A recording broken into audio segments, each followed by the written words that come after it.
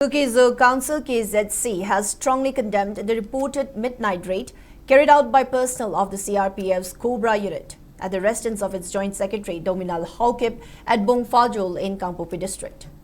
According to a statement issued by the Council, the raid took place around 2:30 a.m. on July 12 while Haokip was in Churachandpur attending a KZC and Imphal Manipur KIM meeting along with the KIM president.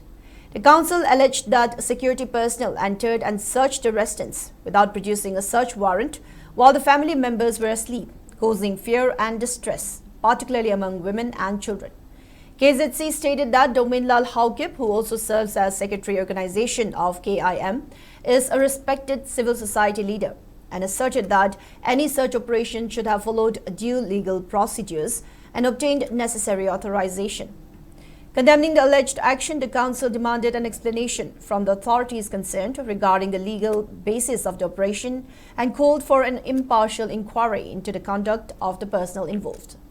It also urged security forces to maintain professionalism, restraint and adherence to due process while conducting operations, while expressing solidarity with Douminlal Haokip and his family.